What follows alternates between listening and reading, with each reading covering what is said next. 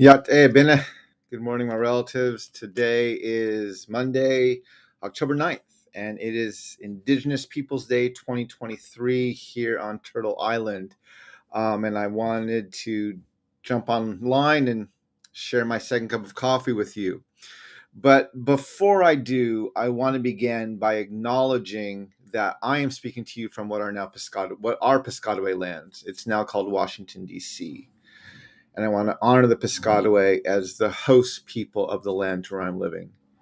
I want to thank them for their stewardship of these lands, and I just want to state how humble I am to be on these lands today.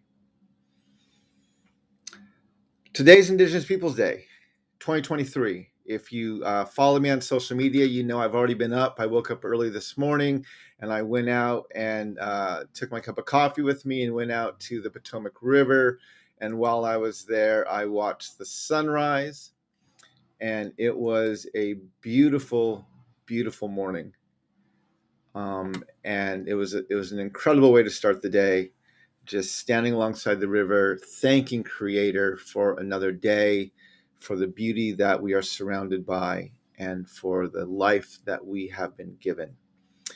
I want to talk today about Indigenous Peoples Day. And for those of you who follow me closely, you'll know that I have had, I didn't take a lot of stake in when Indigenous Columbus Day was transitioning to Indigenous Peoples Day. I didn't voice a lot of really strong opinions. I didn't say a whole lot. Obviously, I'm pleased to have a day where our nation honors and celebrates Indigenous peoples, but I didn't join the push to really make Columbus Day into Indigenous Peoples Day, and there was a reason for that, right? It's not that I don't want to have a day where we celebrate the Indigenous peoples of Turtle Island. We absolutely 100% need more than a day, right? But we need to acknowledge and honor the Indigenous peoples of Turtle Island. I was always hesitant to do it on Columbus Day. And the reason is right, so much of my work is about creating common memory and acknowledging the history that we're standing on. And one of my fears, if we just reappropriated Columbus Day into Indigenous Peoples Day, is we have to remember we live in a nation that absolutely believes in the myth of its own exceptionalism.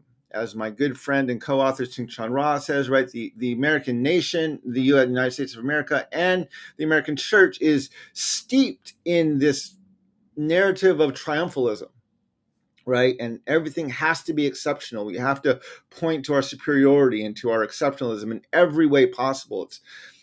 According to me, that's one of the ways that our nation copes with or deals with the trauma of the perpetration-induced traumatic stress of the history that it's standing on. Is it insists that it's exceptional. And so when you believe in the myth of your own exceptionalism, there's no place to mourn, there's no place to grieve, there's no place to even admit sorrow or apology or anything else like that. And so when our nation takes from celebrating a colonizer and then flips that same day to celebrating the people that were colonized, it's still a day of celebration, right? It's still a day of celebration. And we actually need to have not a day of celebration, but a day of mourning. We need to have a day of lament. We need to have a day of just expressing our regret and our sorrow for what we've done as a nation. And what better day to do that on than on Columbus Day? Right? I don't want my children to not know about Columbus. I just don't want to live in a nation that celebrates Columbus. I want my nation to stop celebrating Columbus. And I want my nation to start mourning and lamenting what Columbus did, what Europe did, and what that day stands for. So now we've been in the transition, and actually the transition has almost fully happened, not completely. There's still a lot of remnants of Columbus Day. being celebrated on days like today, but we are much more, right? Indigenous Peoples Day is a national holiday, and it's a federal holiday. It's recognized as a national holiday in our country. And again, I'm all for celebrating the Indigenous peoples of Turtle Island.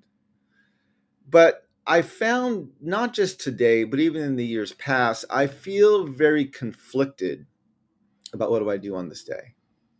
Even preparing for this second cup of coffee, I was debating, what shirt do I wear, right? Do I wear one of my favorite shirts, which is this native shirt that I bought at the Navajo flea market that has a design and a native design, some really cool colors? Do I wear this shirt?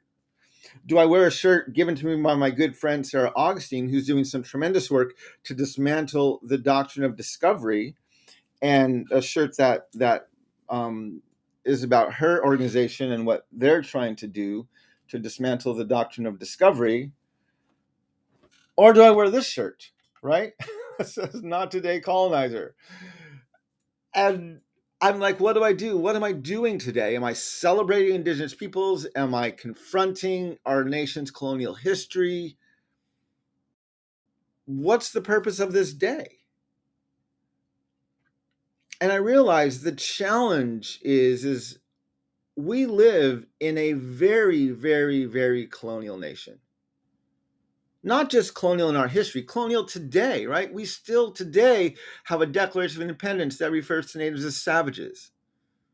As recently as 2005, right, we have Supreme Court cases stating that land titles are based on a dehumanizing doctrine of discovery. Just in the past couple of years, right, the Supreme Court reiterated once again that in front of the United States Congress, Native nations and Native peoples have no rights. They can break a treaty whenever they want with us, and nobody's going to hold them accountable. Right? We live in a nation that not only began in colonialism, it is deeply rooted in colonialism today, right? Yes, we got rid of the Washington mascot for the Washington football team, but we still have the Kansas City Chiefs and the Atlanta Braves and so many others, right, that just make mascots out of native peoples. On top of that, slavery is still legal, right? It's still codified under the jurisdiction of a criminal justice system. We live in a nation that is not only rooted in colonialism, but it is still colonial today, right? This book that I recommend frequently, How to Hide an Empire, this is about the last 100 years of our nation's history. Not even talking necessarily about Indigenous peoples, but what our nation has done colonial in just the past few decades. So we live in a nation that is still based upon and uses its colonial roots to perpetuate these unjust and oppressive systems. And so to have a day where we take the day where we used to honor Columbus and now use it as a day to honor Indigenous peoples, as a Native person, I feel conflicted what to do on this day. I want to celebrate, but it's difficult to. Not only because this injustice is still going on, but because I don't want our nation to forget where its roots are and what it's done and the vast amount of work it has yet to do. And so it's a challenge. As a Native person, I feel very conflicted about Indigenous Peoples Day. I absolutely want to celebrate my people and all Indigenous people. I absolutely want to do that. But this is the day, Columbus Day is the day, right, where this whole thing got rooted. Yes, let's be done celebrating Columbus, but can't we lament it? Can't we mourn it? Can't we grieve this is what we've done? This is the challenge. Now, I can't change the day, right? But I think today, this is the first Indigenous Peoples Day in many years where I haven't had a speaking engagement. I haven't been asked to speak somewhere. I'm not traveling anywhere. I'm just here. I got back from a trip. I was in Cincinnati over the weekend where I spoke at the CCDA, the Christian Community Development Association's annual conference. And I talked a lot about both decolonizing faith as well as Unsettling Truths, the book I co-authored regarding Native peoples and our history and the history of the church within these lands. And then I got home on Saturday and I had a fairly mellow weekend and a lot of time just to sit and reflect and to kind of gather my thoughts on some of these things. I wanted to share them with you this morning because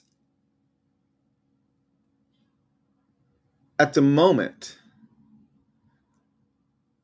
I want our nation, whenever I get to this day that used to be Columbus Day, I want to remind our nation what we did. I want to teach what we did. I want to help people understand what we did. So hopefully we will never, ever, ever do it again. And it's hard to celebrate Indigenous people on a day that is so finely tuned to teach the history. So moving forward, I don't know for sure, but moving forward, I think I might use this day to teach the history. And I think I might look for another day to celebrate my own people and all of the Indigenous peoples of Turtle Island. Because, my relatives, we have to teach this history, right? We have to create this common memory. We can't just forget it. We can't just forget about Columbus Day. We absolutely have to stop celebrating it, but we need to mourn it. And as we say in our book, right, when you live in a nation that believes in its own exceptionalism, there's no place to mourn. There's no place to lament. There's no place to take ownership of wrongs that were committed. And that's the challenge. That's the challenge. So, not today, colonizers. Not today. We're going to teach this history. I'm not giving you another day to just bury your head in the myth of your own exceptionalism. We're going to teach this history. I'm going to continue promoting my book. I'm going to continue talking to audiences. I'm going to continue to lay out this history. In fact, I'm running a special between the month of October and November on my website. If you want to purchase a copy of my book, I'm offering free shipping. You can get a signed copy of Unsettling Truths from my website. They're $20, and that comes with free shipping through the end of November. Also on my website, the same link I just gave to you, you can buy my book study special. You can buy 10 signed copies of my book for $200, and you will get also free shipping and to a single address. And I will give your book study at some point over the next year. You can schedule it with me and my team. You can schedule it with me through my assistant, but I will give your book study a free 45-minute virtual Q&A where we can jump on a Zoom call and your study can ask me questions about the book and we can have some ongoing dialogue, and you can get that only on my website. That's not something you get through Amazon or even my publisher. You have to get that from my website when you buy signed copies of Unsettling Truths. I also want to highlight some resources I have about this history on my YouTube channel. I have a great resource where a year ago, or a few years ago, I recorded a 14-part video series, starting with the introduction and going through the conclusion and all 12 chapters in between. I gave a virtual book study on Unsettling Truths, and that book study is available on my YouTube channel for free. You can go there and look at me commenting on and talking about the insights deeply into every one of the chapters and the introduction and the conclusion. For those of you who are really engaged, on my Patreon site, my top tier is called Decolonizing Faith. It used to be called Unsettling Truths. And for the first year of my Patreon, I was going through the book with my co-author, and we were doing a 12-part virtual book study. Now I'm going through my new book, Decolonizing Faith, as I'm writing it, and I'm talking about each of the chapters as I'm working on them and giving insight into what I'm talking about. But what that means is you can sign up for my Patreon, the Decolonizing Faith tier, for 1 month. You can sign up for 1 month. And in that month, you can binge watch all 12 videos of myself and Sungchan doing our virtual book study. And you can see him and I dialoguing about the book and going deeper into insights about the book. And all of that's available on my Patreon website, where you can get that. There's also a lot of other tiers there. I encourage you to look at that and the resources that are available there, because it's been up for almost 2 years now, which means when you subscribe, you get the new content that comes out every month, but you also get all of the archive content from the past 1.5 to 2 years that's been going. So there's a lot of resources there, my relatives, right? We have to go back to the basics, which is you cannot discover lands that are already inhabited, right? These lands were not empty. And if we're ever going to truly celebrate the indigenous peoples of Turtle Island, it means we have to teach the history. We have to teach what we've done as a nation. We have to point out how Columbus and Spain and Portugal and all these European nations were absolutely wrong. We have to lament that. We have to mourn that. We have to regret that. We have to come to the point where we say we never, ever, ever want to do that again, and we want to rid our nation of the tentacles of that injustice. And only then can we truly celebrate the indigenous peoples of Turtle Island. So I want to use this day to teach the history. I absolutely want to celebrate our indigenous peoples, but I'm going to look for another day to do that on. A day separate from the colonial tentacles of this nation. I can't change the national holiday. I can't change what the government does or even what other indigenous peoples want. But I feel strongly that if we're ever going to correct the problems that we're facing as a nation, we have to teach our nation to mourn its history, not just find something else to celebrate. I also want to share one more resource with you. So I said this morning, I went out and I watched the sunrise. And as I'm writing my book, Decolonizing Faith, I realized, and one of the things I talked about this past weekend when I was at CCDA, and I was talking about my book, Decolonizing Faith, one of the ways that Western culture is deeply impoverished is European people have long ago lost their indigenous roots, right? They've forgotten their stories. They've moved and colonized and exploited their lands. They've sold their birthright. They've sold their birthright. And now they're colonizing the world. And many of them are Christians, but their only understanding of God comes from their book.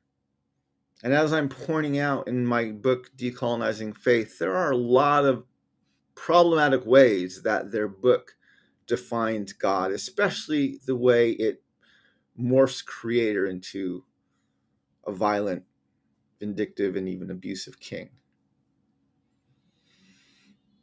And they feel lost because for many European people, their only understanding, their only experience with God is what they read in their book. One of the things that has sustained me for the past almost 2 decades, because I was raised a white evangelical, And over the past 2 decades, as I've learned the history of this nation, as I've learned how to lament that and teach that, as I've learned how to acknowledge that I'm just as much a Dutch American as I am a Native man, and I've learned how to take ownership of that, as I've wrestled with questions about my faith and what my faith is rooted in, one of the things that has been sustaining me throughout that period is that on a consistent basis, I do what my Navajo, my Diné ancestors have done for hundreds of years, which is I've woken up, I've moved towards the east, and I've greeted the sunrise with my prayers. I write about it extensively in the introduction to Unsettling Truths, and I talk about how watching the sunrise day after day, week after week, month after month, and eventually year after year, and now decade after decade, it does something in me incredibly deep. And I now have a relationship with Creator that is not defined by a book. And that's what's given me the strength to even examine and question my own faith. And when I after my 2020 campaign, because when I was on the reservation, I would take a picture of the sunrise every morning and share it on my Facebook and my social media. But after my campaign, I realized living in DC, I had to come back and I had to reinvest in watching the sunrise here. And I started doing something different because I also am not just wanting something to feed my own soul, but I'm trying to initiate this dialogue at a national level. And it's my relationship that I've gained through watching the sunrise with Creator that has nourished me to teach this history and even ask these questions. And so I decided if I wanted to have any hope of walking our nation through this history, creating this common memory, and wrestling openly and publicly with these questions, I had to teach my nation. I had to mentor my nation in what sustained me, which was watching the sunrise. So now I don't just take a picture of the sunrise, I take a video. I live stream it on my Facebook and I post it to my YouTube and to my Twitter and to my Instagram and other places around the internet. And it's an open invitation every morning, every time that I do this, for people to join me. Because if we want to have this conversation, if we want to teach this history, we have to find a way to sustain ourselves.